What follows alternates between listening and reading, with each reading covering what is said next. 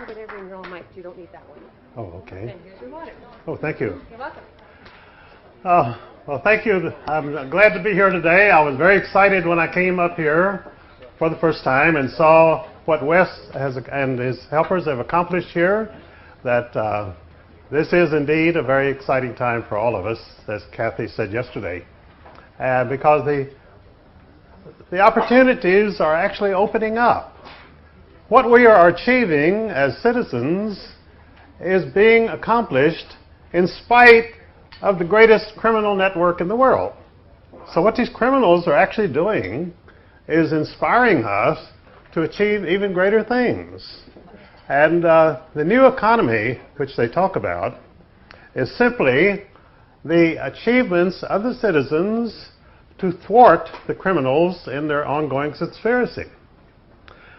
And as I pointed out, the criminals realize that if you want to steal, steal from everybody. Don't just take a gun and go and hold up one person. You want to hold up everybody in the world.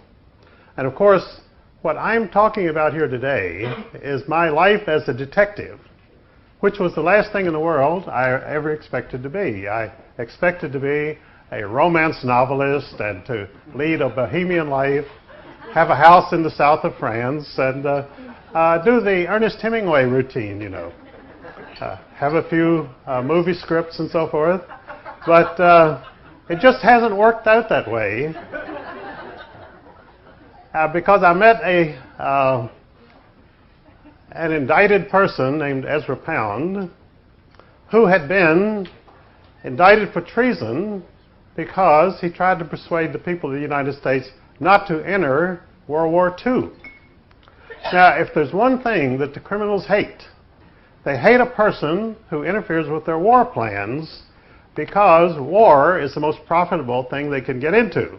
They create enormous debts, which they can live on for many years from the interest. And so when you become a pacifist, which is essentially what Ezra Pound was, then you incur their lifelong enmity. Now, Ezra Pound was indicted for treason. There was a story in a paper in Virginia just a couple of weeks ago about me. And on the front page, they said Ezra Pound had been imprisoned for treason, which was, of course, a total lie, as was most of the other story, too. And I'll be suing them when I get back.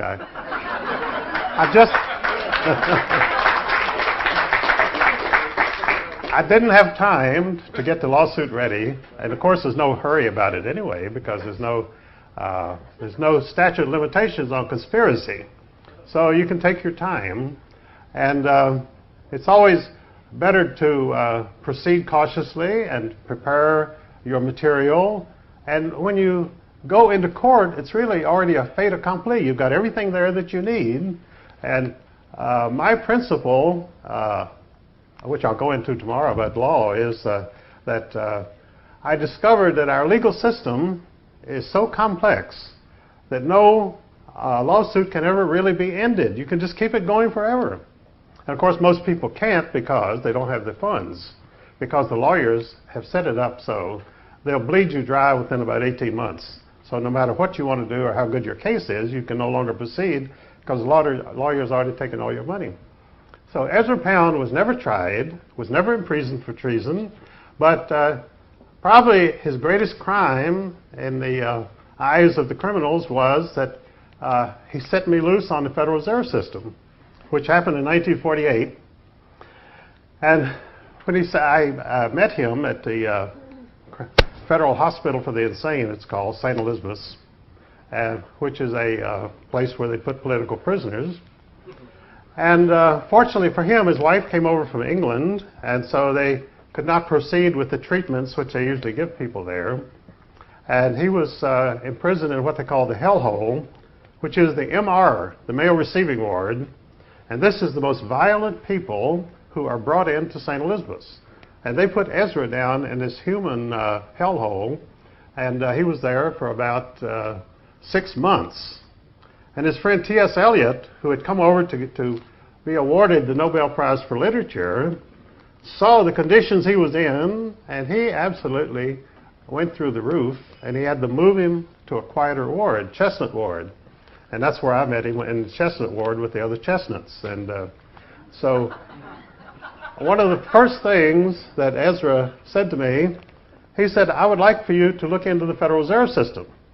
Well, I had never heard of the Federal Reserve System. I was 25 years old, never had a bank account, and was living on a very modest stipend from the government to go to college. So he said, well, look in your wallet. So I looked in the wallet, and there on the bill it said Federal Reserve, which I had never noticed, and which I'm sure nobody else in the United States ever noticed. It was a Federal Reserve note. And interestingly enough, it was not money at all. It was a green dollar bill. But it was such fake money, such counterfeit money with nothing behind it, that Congress finally had to pass a special law, the Legal Tender Act, making this counterfeit money legal tender, which meant that before the Congressional Lawful Tender Act, it was not lawful money. So we had been using unlawful money for years. Now, by act of Congress, it was suddenly lawful. But it was still the same fake money that it was before, because it was not money, it's a promissory note. The Federal Reserve note is issued against government bonds. In other words, it's a paper bill issued against paper backing. Now, there's no gold, there's no diamonds, there's no nothing behind it except the people's promise to pay. Because the Federal Reserve Act was written in 1913 stating that they were giving this privately owned bank, the Federal Reserve Bank, license to print money, which is what a central bank does. The central bank has a license to print money, and all the money that it prints becomes the liability of the government. And of course, there is no government, there's only taxpayers. So all the money that these bankers print and issue and circulate is charged against the taxpayers. And they have to pay interest on it. It's called interest-bearing currency.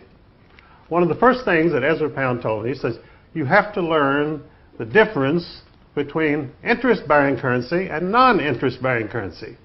Well, they might as well have been talking Greek to me. I never heard such confusing terms in my knowledge, because I thought, how can currency be interest-bearing? But it is. All the currency is interest-bearing.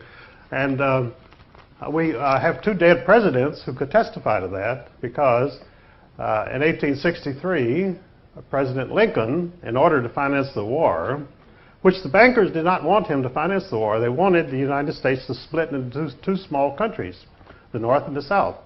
So they wouldn't lend him any money to fight the war.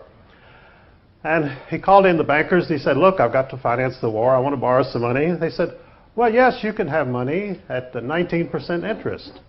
Well, the average interest rate at that time was 1%. So Lincoln knew that the bankers were having him on. So he looked around, and someone told him, well, the Treasury lawfully can issue money which is non-interest bearing, called greenbacks.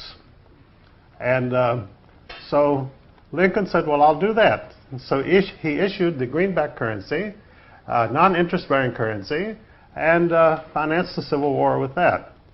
Well, of course, the bankers were very annoyed by this, because they lost a lot of money on the interest that they would have gotten on interest-bearing currency. So when you cross the bankers, they have only one answer, and that's assassination. So they assassinated Lincoln. Well, 100 years later, we got another young, bright president, John F. Kennedy, who had gone to Harvard, but apparently did not take any history courses, because someone told him Kennedy, like most presidents, wanted to be remembered. And he asked some of his advisors, what could I do to really get the people behind me and have them appreciate me for what I've done? And so one of them said, why don't you go after the Federal Reserve System? They said, if you will get the Federal Reserve System off the backs of the American people, they'll put statues of you in every town in the United States. So Kennedy thought, well, that's a very attractive proposition. I think I'll do that. So he goes over to the Treasury and says, print me up some non-interest-bearing currency, the greenback currency. Well, they did this. And of course, then the bankers again were horrified. They said, well, what is this guy doing?